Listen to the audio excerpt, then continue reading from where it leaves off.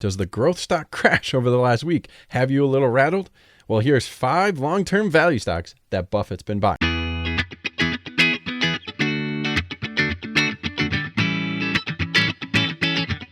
What's up, my Milk Money Millionaires? I'm Joshua, and welcome to my channel where we learn to make our money, make more money. One of my favorite ways is to buy quality companies paying a dividend while they are undervalued, and then holding those stocks for a long time so you can steadily compound your gains without having to ever break a sweat during times of volatility like we've had the last week.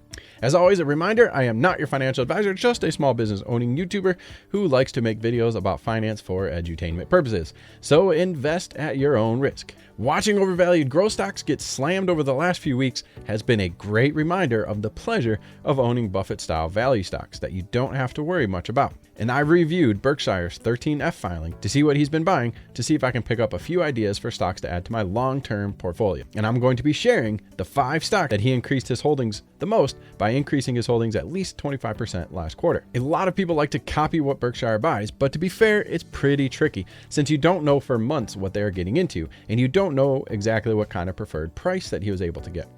By the time you buy it, it might not be as good as an investment. However, if he's loading up, you can bet that he has a lot of belief in the fundamental value. And if the price is still in line with previous quarters, you might still have a good buying opportunity. And the good news is when he buys, he holds for a long time. So it's not like trying to copy an active fund manager like ARK 5 months late. So here are the 5 stock positions he increased by at least 25%. And then I'll talk about which ones I'm buying now. So first up, we have MMC. Berkshire bought almost 1 million shares for a position increase of 26% in insurance brokerage company Marsh and McLennan. Marsh and McLennan provides insurance and risk consulting with over $17 billion in revenue. Currently, it has been trading sideways for the last few months, and it is at $118 today, which is only $1 above where Buffett bought it at. This looks like a very stable and safe business with relatively low risk and a 1.5% dividend yield. However, it is at its highest PE in the last 5 years. Well, just like everything else, right?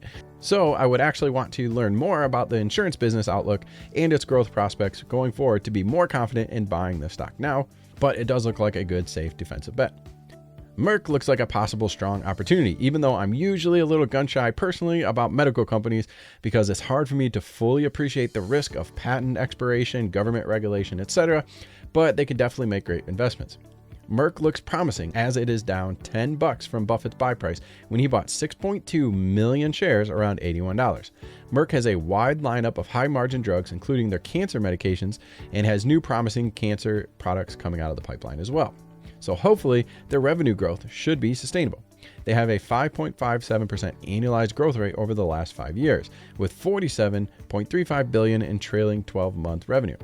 And analysts are predicting strong growth going forward. Its price to sales and its price to earnings are both lower than their last 5-year average. And Morningstar has their fair value at about $100. Throw in a 3.49% yield, and I feel like this is a great value buy right now. Looking at the chart, it's at a recent low point with a decent amount of support, so this could be a perfect entry. I might start a position right now, or at the very least probably start selling more aggressive 40 delta puts to start a position a little bit cheaper while we're at the low point in its range.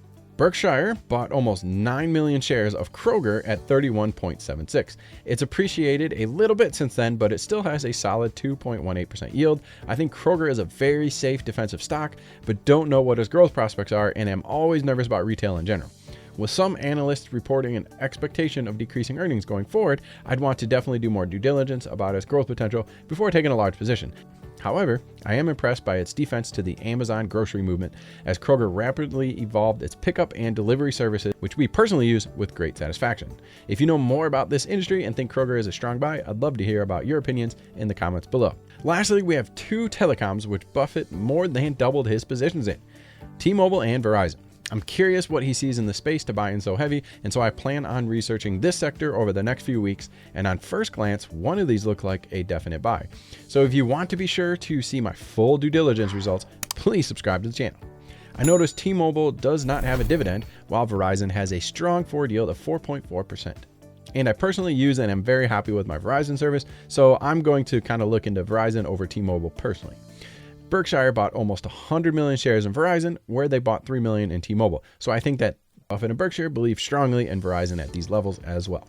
It's currently at $57, slightly under Buffett's buy price of $58.75, and it's off its December 52-week high of $61.95, and its price to forward earnings is almost a point below its 5-year average.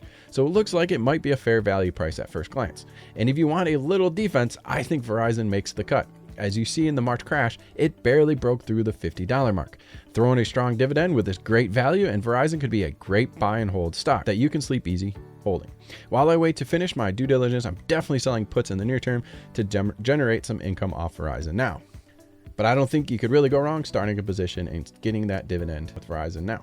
Again, if you'd like to see more in-depth due diligence on these stocks as I decide to buy them, or growth stock and crypto content as well, then please like that smash button and give me a quick little subscribe.